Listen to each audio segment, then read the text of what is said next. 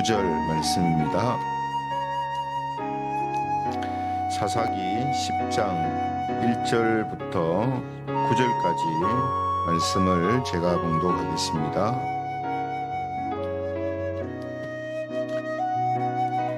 사사기 10장 1절에서 9절입니다. 아비멜렉의 뒤를 이어서 이사갈 사람 도도의 손자 부하의 아들 돌라가 일어나서 이스라엘을 구원하니라. 그가 에브라임 산지 3일에 거주하면서 이스라엘의 사사가 된 지 23년 만에 죽음에 3일에 장사되었더라. 그 후에 길르앗 사람 야일이 일어나서 22년 동안 이스라엘의 사사가 되니라. 그에게 아들 30명이 있어 어린 낙이 30을 탔고 성읍 30을 가졌는데 그 성읍들은 길르앗 땅에 있고 오늘까지 하봇 야일이라 부르더라. 야일이 죽음에 가몬에 장사되었더라. 이스라엘 자손이 다시 여호와의 목전에 악을 행하여 바알들과 아스라드롯과 아람의 신들과 시돈의 신들과 모압의 신들과 암몬 자손의 신들과 블레셋 사람들의 신들을 섬기고 여호와를 버리고 그를 섬기지 아니하므로 여호와께서 이스라엘에게 진노하사 블레셋 사람들의 손과 암몬 자손의 손에 그들을 파심해 그 해에 그들이 요단강 저쪽 길르앗에 있는 아모리 족속의 땅에 있는 모든 이스라엘 자손을 쳤으며 18해 동안 억압하였더라. 같이 읽겠습니다.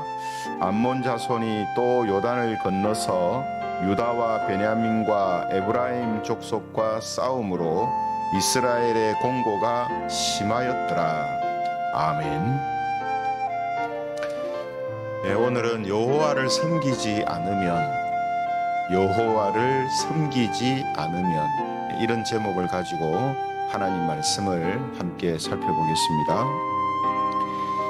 네, 대부분의 사람들은 하나님을 믿지 않아도 아무 문제가 없다 이렇게 생각을 하고 있습니다. 그렇다면 정말 그럴까 하는 거죠. 아마도 우리 성도님들은 그렇게 생각하지 않을 겁니다. 하나님을 안 믿어도 아무 문제 없다 이렇게 생각하지 않는다는 거죠. D.L. 무디 목사님이라는 유명하신 분이 계신데 이 D.L. 무디 목사님이 남긴 명언 중에 하나님을 떠나 인간이 행하는 어떤 최선의 것도 완전한 실패작임이 번번이 입증되었다 하는 말을 했었습니다. 인간이 행하는 어떤 최선의 것도 하나님을 떠나서 함으로 인하여서 완전한 실패작이다 하는 것이 많이 입증되었다라는 거죠. 번번이 입증되었다는 거죠. 그래서 사람이 하나님을 섬기지 않으면은 아무 일이 없는 것 같지만 사실은 많은 실패와 부작용들이 생기게 됩니다. 그 중에 한 가지를 이 시간에 함께 살펴볼 건데요.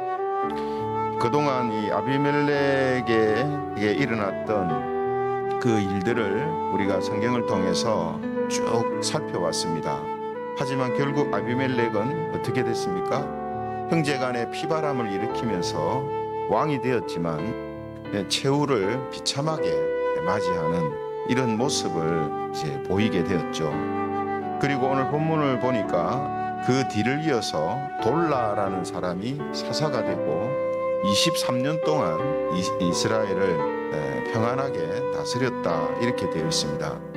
또 돌라 후에는 야일이라는 사사가 22년 동안 있으면서 이스라엘은 총 45년간을 평안을 누리는 그런 상태가 지속되었다라고 성경은 우리에게 알려주고 있습니다. 그런데 6절을 보면 또다시 이스라엘이 이전의 모습으로 돌아가는 것을 보게 되죠. 야일 사사가 죽고 또 다른 사사가 출현하지 않으니까 이스라엘 자손들은 곧바로 악을 행하기 시작합니다.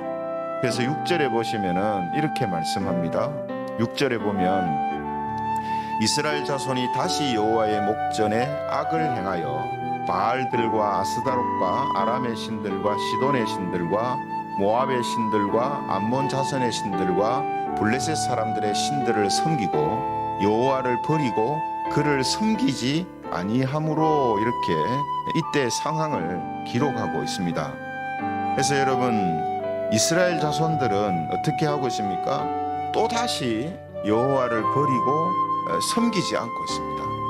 지금 사사기가 시작된 이후로 6번째 이 반복되는 모습을 보여주고 있거든요. 6번째. 뭐 6번째가 뭡니까? 하나님께서 세워주시는 사사가 없으니까 또다시 하나님을 버리고 하나님을 섬기지 않는 이런 모습이 나타났다는 거죠. 그런데 여러분, 서두에 하나님을 섬기지 않으면 큰 부작용들과 실패가 있다라고 말씀했지 않습니까? 그 실패와 부작용 중에 하나가 뭐냐면 우상들을 섬기게 된다는 겁니다. 그러니까 하나님을 버리고 하나님을 섬기지 않으면 어떤 문제가 생기냐, 어떤 부작용이 생기냐 하면 우상들을 섬기는 사람들이 된다는 거예요. 그래서 사람들은 하나님을 섬기지 않고 신을 섬기지 않으면 자기는 아무것도 섬기지 않는 거로 생각하는데 실제는 그렇지가 않다는 겁니다. 그래서 여러분 6절에 이제 보면요, 방금 읽었습니다만 그 6절에 이스라엘이 어떤 이 우상들을 섬겼는지를 기록하고 있는데, 여기 보면 7개의 이방 족속들을 언급하고 있거든요. 7개의 이방 족속들을 언급하는데, 여기에 이제 기록된 이 족속들이 가나안 족속만 있는 게 아니고 가나안 주변에 있는 족속들의 이름도 들어가 있습니다. 거기다가 여러분, 여기에서 각 족속의 신들을 섬겼다 했을 때에 그 족속의 신을 섬겼다고 하지 않고 신들을 섬겼다 이렇게 표현됩니다. 그죠? 그래서 거기 보시면은 바알들과 아스다롯과 아람의 신과가 아니고 아람의 신들과 시돈의 신들과 모압의 신들과 전부 뭡니까? 어느 한 족속에게 있는 신 하나를 섬긴 게 아니고 그 족속들이 섬기고 있는 신들을 다 섬기는 거예요. 그러니까 지금 이스라엘이 어떤 상황이냐 하면은 각 족속의 지금 신들을, 온갖 잡다한 이방의 신들을 우상들로 다 섬기고 있는 거예요. 그게 뭐 그 족속의 신이든 미신이든 하여튼 온갖 잡다한 신들을 다 섬기는 이런 일들이 지금 이스라엘 가운데 일어나고 있다는 거죠. 그래서 여러분, 하나님을 섬기지 않으면, 여호와를 섬기지 않으면 어떤 문제, 어떤 부작용이 일어나는가 하면 세상에 있는 온갖 우상들을 섬기게 됩니다. 물론 한 사람이 뭐 여러 우상들을 섬길 수도 있겠지만 모든 사람들이 이만큼 뭡니까? 우상들이 많다는 말은 무슨 뜻이죠? 사람들이 제각기 다 최소한 한두 개 이상은 우상들을 섬기고 있다 이 말이거든. 그죠? 그래서 여러분, 지금 이런 모습은요, 사사시대만 있었던 게 아니고 이스라엘 역사 속에서 이런 일들이 계속 있었습니다. 대표적으로 열왕기하 17장 33절에 보면 이런 말씀이 나오거든요.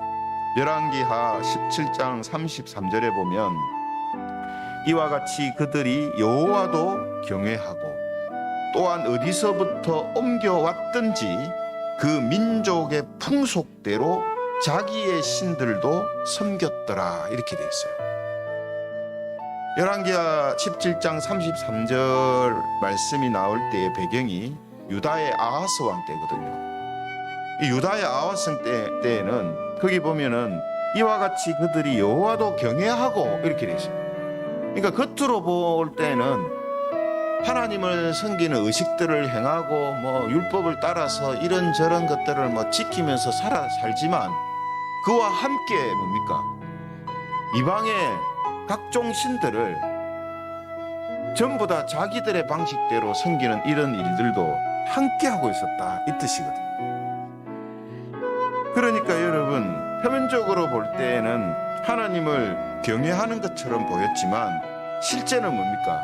여호와를 섬기지 않고 있었던 거예요. 왜냐하면 여호와를 섬기고 있으면은 우상들을 섬기지 않거든요. 근데 겉으로 볼 때의 여호와를 섬기는 것 것이 보이는데 각종 잡다한 우상들을 다 섬겼다는 말은 진짜 진정으로 하나님을 섬기지 않았다 하는 것이 됩니다.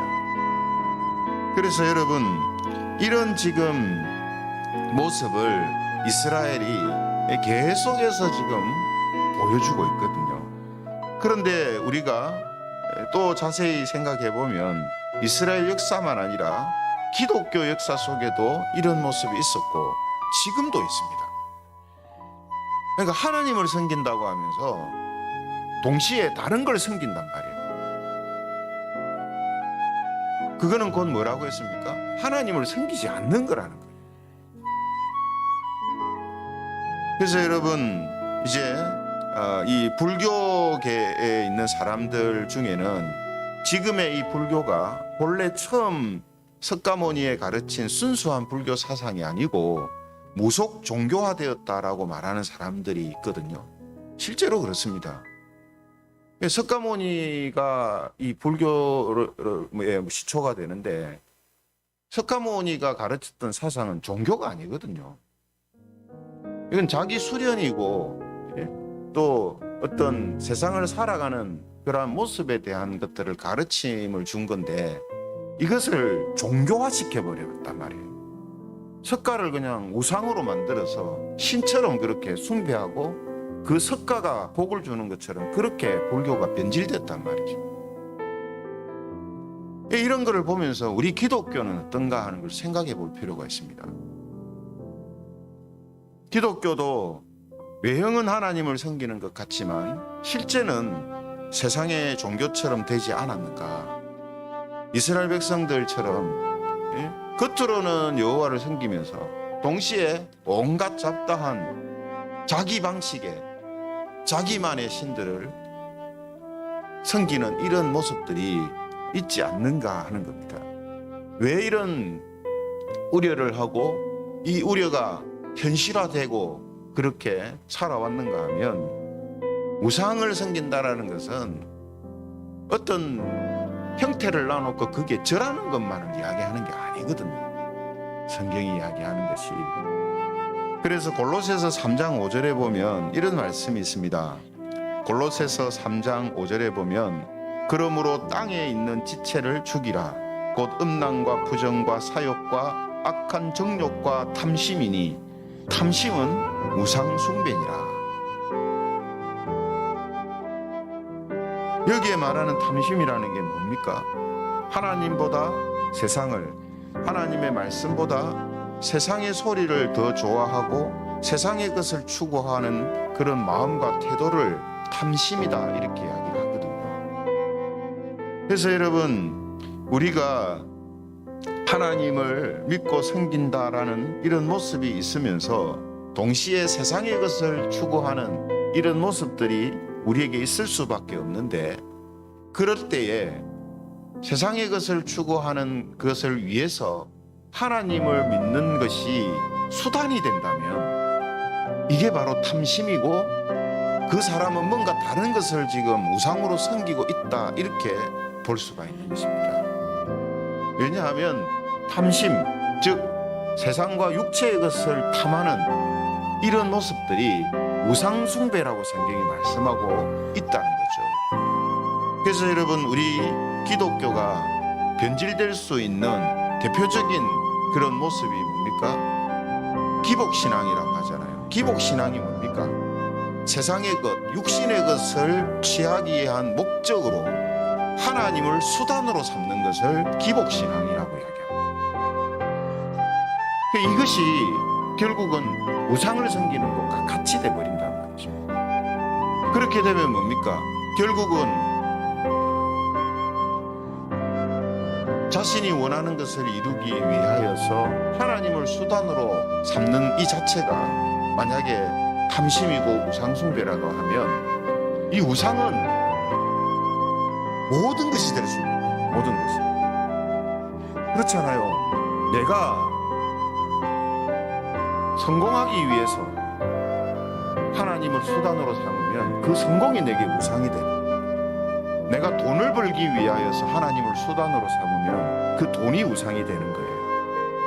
내가 착하게 살려고 하나님을 수단으로 삼으면 그 착하게 사는 것이 우상이 되는 거예요.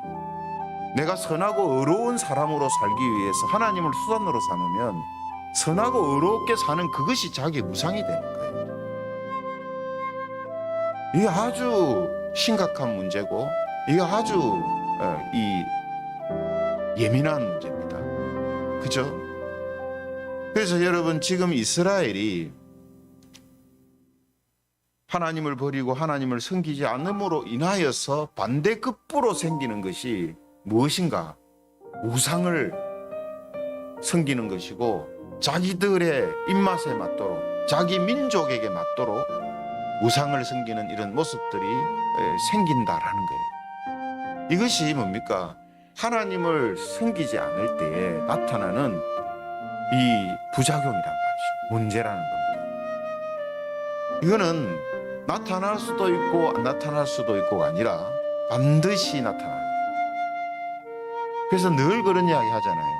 하나님을 섬기지 않고 나는 아무것도 안 믿는다 하는 그 사람도, 나는 무교다, 나는 무신론자다 하는 사람도 그 말 자체가 뭐냐면 우상을 섬기고 있다 이 말이에요. 왜냐하면 하나님을 섬기지 않는 사람들은 반드시 하나님 외의 것을 우상으로 섬길 수밖에 없기 때문이에요. 그래서 지금 이런 모습들이 나타나는 것입니다. 그러므로 설령 사람이 세상을 위하고 사람을 위하는 대의명분을 가진 일이라도 그것이 하나님이 없는 일이나 혹은 하나님을 수단으로 삼아서 그러한 것들을 향해서 나아가고 있다면 그것 자체가 우상 숭배의 삶이 되는 것이다라는 거예요. 이런 부분에 있어서 이스라엘은 또 우리 기독교가 이 부분을 간과하고 놓쳤기 때문에 어떤 시대 속에서는 하나님이 아니라 우상을 섬기는 모습들이 나타나는 이런 안타까운 일들이 생기게 된 것이거든요. 그러므로 우리가 이러한 사실을 먼저 알아야 됩니다. 뭘 알아야 됩니까? 하나님을 수단으로 삼고 믿음을 수단으로 삼을 때에 아무리 뭡니까? 대의명분, 착하고 선한 삶, 어떤 내가 성공해서 하나님의 영광을 위하겠다, 이런 모든 플랜들이 전부 뭡니까? 우상 숭배라는 거죠. 우상을 섬기는 삶이다라는 거죠. 그러므로 우리가 이런 방식의 우상을 섬기는 삶을 살지 않기 위해서 가장 좋은 방법이 뭡니까? 하나님을 바르게 그리고 진정으로 섬기는 거예요. 그냥 액세서리처럼 신앙을 생각하거나 삶의 일부처럼 그렇게 생각하고 살지 않고 하나님을 믿는 그 믿음이 나의 전부고 나의 모든 것이다, 내 생명이다라는 그런 마음과 태도로 살아가는 것, 이것이 우상을 숭배하지 않고 살 수 있는 가장 좋은 방법이라는 거죠. 그리고 하나님의 말씀을 통해서 자신을 성찰하며 혹시 자기 마음속에 탐심으로 살아가려는 마음이 없는지, 믿음을 수단으로 삼으려고 하는 이런 모습은 없는지 늘 자기 자신을 살피면서 그런 마음들이 일어날 때에 그런 것을 죽이고 없애는 이런 모습으로 살아가는 것, 이것이 바로 우상을 숭배하는 삶을 살지 않는 최선의 방법이다라는 것이죠. 그래서 오늘도 우리 모두가 삼위일체 하나님을 믿고 섬기면서 자기를 성찰하고 우상을 숭배하는 삶이 아니라 하나님을 섬기는 그런 성도들로 사시기를 바랍니다. 그래서 거짓 우상들에 의해 우리의 영혼이 파괴되고 삶이 탐심으로 얼룩되지 않고 의의 열매를 많이 맺으며 살아가는 사랑하는 성도님들 되시기를 주님의 이름으로 축원합니다. 말씀을 생각하시면서 우리 각자